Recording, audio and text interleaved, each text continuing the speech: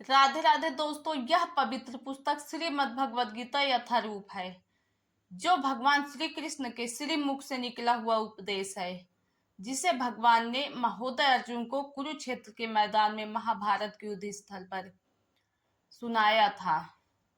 तो आइए हम आज प्रथम अध्याय का प्रथम श्लोक आपको सुनाते हैं। यह देखिए, अध्याय 1, कुरुक्षेत्र के युद्ध स्थल में सैन्य निरीक्षण। धर्म क्षेत्रे कुरुक्षेत्रे संवेता युत्सवः माम का पांडवस्य किम कुर्वत संजय। धृतराष्ट्र ने कहा, हे संजय, धर्म भूमि कुरुक्षेत्र में युद्ध की इच्छा से एकत्र हुए मेरे तथा पांडवों के पुत्रों ने क्या किया। तात्पर्य: भगवद गीता एक बहुपठित आस्तिक विज्ञान है, जो गीता महात्म्य में सार रूप में दिया हुआ है। इसमें यह उल्लेख है कि मनुष्य को चाहिए कि वह श्री कृष्ण के भक्त की सहायता से सर्वेक्षण करते हुए भगवद गीता का अध्ययन करे और स्वार्थ प्रेरित व्याख्याओं के बिना उसे समझने का प्रयास करे। अर्जुन ने जिस प्रकार से साक्षात भगवान कृष्ण से गीता सुनी और उसका उपदेश ग्रहण किया, इस प्रकार की स्पष्ट अनुभूति का उदाहरण भगवद गीता में ही है। यदि उसी गुरु परंपरा से निजी स्वार्थ से प्रेरित हुए बिना किसी को भगवद गीता समझने का सौभाग्य प्राप्त हो तो वह समस्त वैदिक ज्ञान तथा विश्व के समस्त शास्त्रों के अध्ययन को पीछे छोड़ देता है। पाठक को भगवद गीता में न केवल अन्य शास्त्रों की बातें मिलेंगी, अपितु ऐसी बातें भी मिलेंगी जो अन्यत्र कहीं उपलब्ध नहीं है। यही गीता का विशिष्ट मानदंड है। स्वयं भगवान श्री कृष्ण द्वारा साक्षात उच्चारित होने के कारण यह पूर्ण आस्तिक विज्ञान है।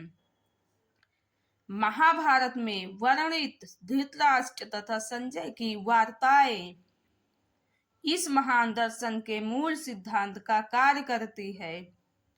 माना जाता है कि इस दर्शन की प्रस्तुति कुरुक्षेत्र के युद्ध स्थल में हुई, जो वैदिक युग में पवित्र तीर्थ स्थल रहा है।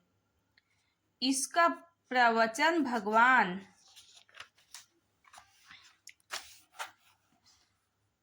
द्वारा मानव जाति के पथ प्रदर्शन हेतु तब किया गया जब वे इस लोक में स्वयं उपस्थित थे। धर्म क्षेत्र शब्द सार्थक है, क्योंकि कुरुक्षेत्र के युद्ध स्थल में अर्जुन के पक्ष में श्री भगवान स्वयं उपस्थित थे। कौरवों का पिता धृतराष्ट्र अपने पुत्रों की विजय की संभावना के विषय में अत्यधिक संदिग्ध था।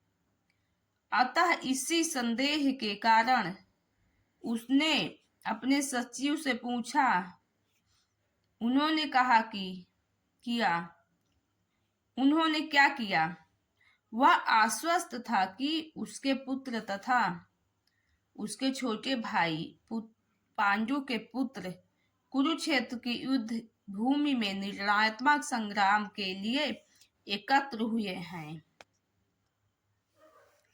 फिर भी उसकी जिज्ञासा सार्थक है। वह नहीं चाहता था कि भाइयों में कोई समझौता हो, अतः वह युद्ध भूमि में अपने पुत्रों की नियति, भाग्य, भावी के विषय में आश्वस्त होना चाह रहा था, क्योंकि इस युद्ध को कुरुक्षेत्र में लड़ा जाना था, जिसका उल्लेख वेदों में स्वर्ग के निवासियों के लिए भी तीर्थ स्थल के रूप में हुआ है। अतः धृतराष्ट्र अत्यंत भयभीत था कि इस पवित्र स्थल का युद्ध के परिणाम पर न जाने कैसा प्रभाव पड़े।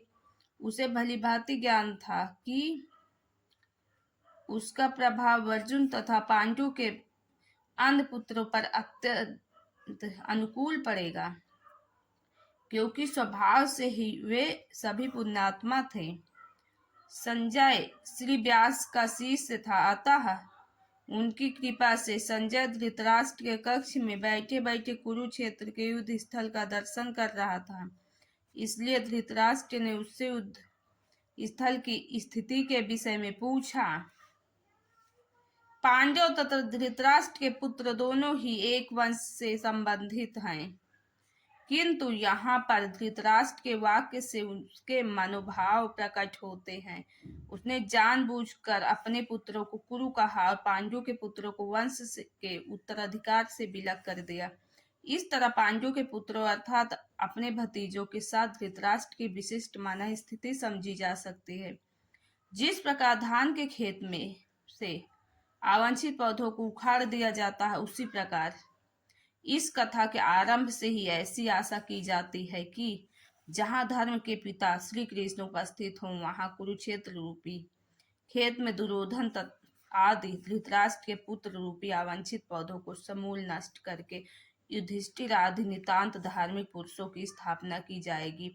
यहाँ धर्म क्षेत्र और कुरुक्षेत्र शब्दों की उसकी ऐतिहासिक तथा वैदिक महत्ता के अतिरिक्त यही सार्थकता है। दोस्तों, हमने इस पवित्र पुस्तक को पढ़ लिया है और हम आगे के कई श्लोक हमने चैनल पे अपलोड कर दिए हैं। तो जो लोग चैनल पर नए हैं, कृपया चैनल सब्सक्राइब कर लीजिए और वीडियो को लाइक कर राधे राधे नाम का एक कमेंट कर दीजिए, क्योंकि चैनल नया, हमें आपसे सपोर्ट की आशा है। आप हमें सपोर्ट करेंगे, इस आशा के साथ हम मिलेंगे नेक्स्ट नए वीडियो में। तब तक के लिए राधे राधे।